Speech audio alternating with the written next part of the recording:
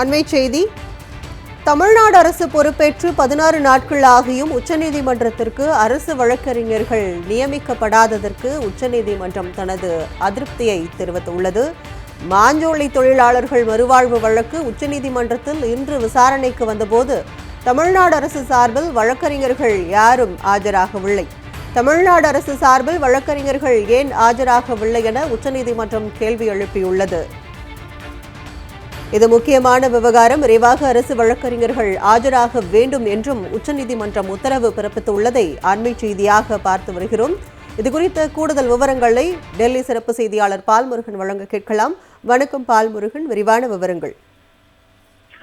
அதாவது தமிழ்நாட்டில் தற்போது பொறுப்பேற்றுள்ள தவிக அரசு உச்சநீதிமன்றத்திற்கு தமிழ்நாடு அரசு சார்பில் நியமிக்கப்பட வேண்டிய அரசு வழக்கறிஞர்களை இதுவரை நியமிக்கவில்லை. 2 வாரங்கள் தாண்டியும் இன்னும் அரசு வழக்கறிஞர்கள் நியமிக்கப்படவில்லை. பொதுவாக ஆட்சி மாற்றம் ஏற்பட்டால் குறைந்தபட்சம் 1 வாரத்திற்குள் புதிய வழக்கறிஞர்கள் நியமிக்கப்படுவது என்பது அனைத்து மாநிலங்களிலுமே பின்பற்றப்பட்டு வரக்கூடிய ஒரு நடைமுறை. ஆனால் உச்சநீதிமன்றத்தில் தமிழ்நாடு அரசு சார்பாக இன்னும் வழக்கறிஞர்கள் நியமிக்கப்படவில்லை என்பது குறிப்பிடத்தக்கது. பல்வேறு வழக்குகளில் முந்தைய வழக்கறிஞர்கள் ஆஜராகி அவகாசம் கோரி வரும் நிலையை நேற்று வரை பார்க்க முடிந்தது. பலர் ஏற்கனவே ராஜினாமாவும் செய்திருக்கிறார்கள். அப்போதுதான் இன்றைய தினம் மாஞ்சோலை வழக்கு உச்சநீதிமன்றத்தில் விசாரணைக்கு வந்தது. அப்போது அரசு தரப்பில் யாரும் ஆஜராகவில்லை. அதற்கு நீதிமன்றம் கேள்வி எழுப்பியது, ஏன் அரசு தரப்பில் இன்னும் ஆஜராகவில்லை என்று.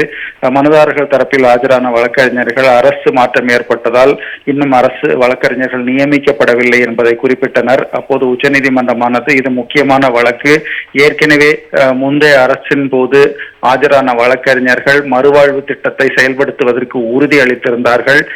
விரைவில் புதிய வழக்கறிஞர்கள் ஆஜராகவில்லை என்றால் முந்தைய அரசில் ஆஜரான வழக்கறிஞர்களே இந்த வழக்கில் ஆஜராக உத்தரவு பிறப்பிக்க நேரிடும் என்று கூறினர். பின்னர் வழக்கை 27ஆம் தேதிக்கு ஒத்திவைத்திருக்கிறார்கள்.